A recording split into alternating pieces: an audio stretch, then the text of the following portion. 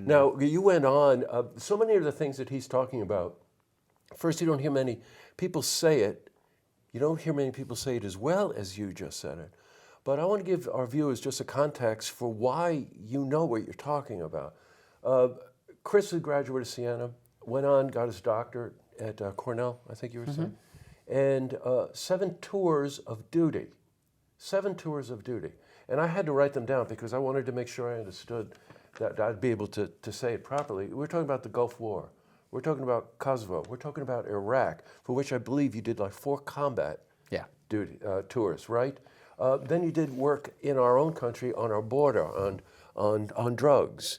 Then decides once to get into politics, wins the election for the 20th Congressional, wasn't it? And then served there. That's where Chris and I met in 2010, I think, right? We did. And then when there was redistricting, that kind of messed up the electoral map there. And then you ran in the 19th. That's right. And won that.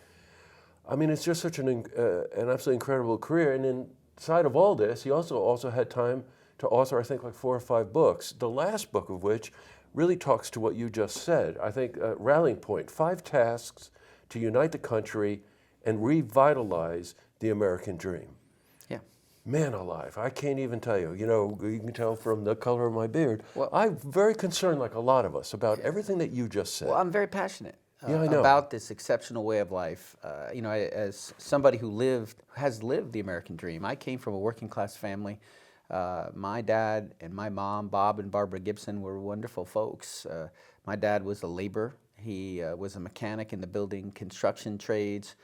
My mom was a stay-at-home mom. I was the oldest of 4 children. We were pretty classic, typical Irish Catholic family back then. In fact, I was the first one to ever go to college. I was the first one to ever become a Republican. You can imagine what that conversation was like. but you know, pass the corned beef. But I think a lot of Irish Catholics did follow me, I must say. But Siena played a key role in this because, you know, look, I really was not focused enough in high school.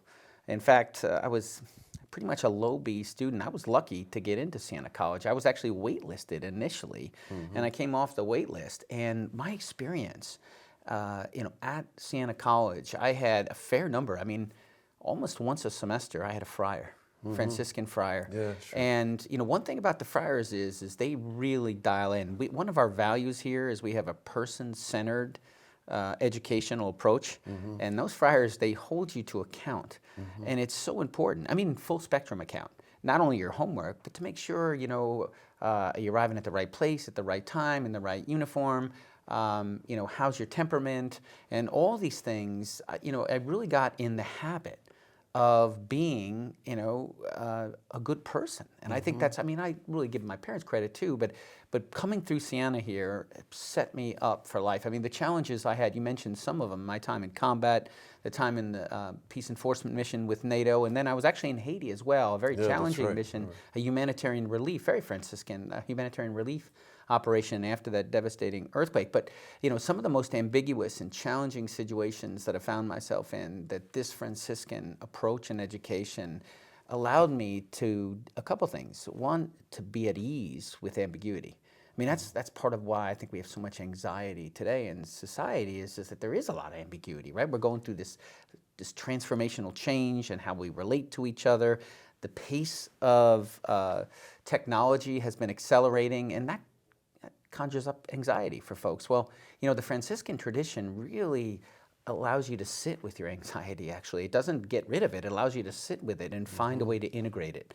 And that helped me. And some under fire from the enemy, dealing with, you know, looking at Haitians after having lost family members, and trying to find not only the courage, but really the wisdom to do the right thing at the right moment. And a lot of that came from this seminal experience here at Siena College.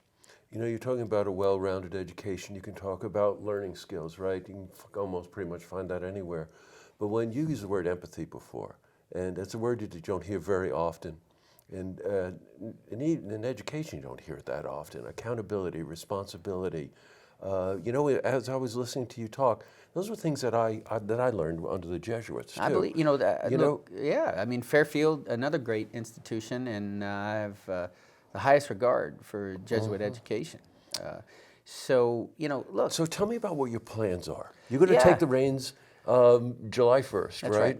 Yeah. And given everything that you've said, what would you like to accomplish? Well, Just off the top of your head. So there's a number of things. First of all, it's very important, this period of transition, right? And we've never had, we've always had a friar. Yeah, no, leading. layperson is And so, president, you know, I really cherish my relationship with the friars here now. We have a vice president for mission, Father Mark Reamer, and he is going to be, in many ways, sort of like my sergeant major was when we worked together as commander sergeant major. He's going to be a very key person, because we have to keep our heritage, the values, the Franciscan values, St. Francis's personal. You mentioned empathy. That's right. All we have to do is just follow St. Francis' example. That's I mean, it's such a huge difference, and really has inspired us to this day. And so that's the first goal, is really to make sure the period of transition, that it remains just utterly clear.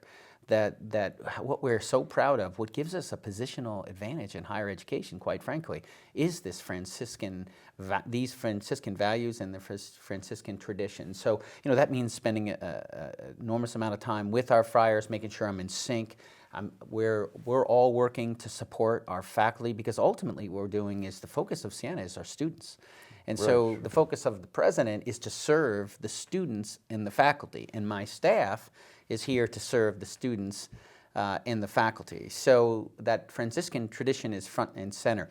Beyond that, the excellence. I mean, the academic excellence. We're proud of, you know, when you look at the rankings, the national rankings, one of the things Siena always does well at is best value. So what is best value? Well, you pay for this and you get this plus.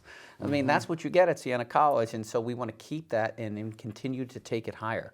So look, my predecessor, Brother Ed, who's in heaven now, who was an amazing person, touched by grace, he made some really wise decisions for Siena College. He started 8 new academic programs, and so when we talk about sustaining academic excellence, that's also a very high priority, is all these early programs, all these programs we've just initiated in the last several years, which are doing well. We want them to hit their full potential. We created these programs because we saw a demand in the market. So we're talking about health studies writ large. We've expanded the nursing program here. We have a communications program. We now have an MBA program to complement the master's in accounting. So along with a very strong pre-law and pre-med program. So there's so much that we're really proud of. We want to make sure that we're still moving forward on all of that. So, you know, that's going to be key. Well, you know, so much of that is kind of steeped in the tradition of it, but the perspective that you bring to it just adds so much breath to it. Just listening to you talk about it, you know, you understand the responsibility, you understand the tradition, and you're bringing the world of experience that you have from everything that you've done. Now, I'm going to say something a little off the cuff, though. A lot of us wish you ran for governor, by the way, okay? So, well, but, you know, at any rate, invite us back, please. Well, we're out of time, and and in many ways, I feel like we're just getting started. Well, Jesse, thank you. You know, as we go forward, I believe that Siena, we're heading towards top tier. We're already in that direction, but this is going to be known as a leadership school. And so, you know, for all of our young folks out there, and for their parents, you know, if you want your child, your young man or young woman, to be a leader in whatever chosen field that they have, you know, this is your place. Yes. Right here at Siena College, we're producing leaders for this region and for this country. Well, they certainly selected a leader for president. I'll give you that. Well, thank you, Jess. Great to be with you. It's fabulous to see you again, Chris. Best wishes. And best of luck to you. Okay? And God bless all the viewers out there. there. Well, I got news for you. How about that? Okay, you want to see this interview again? You can head to our website, looktvonline.com.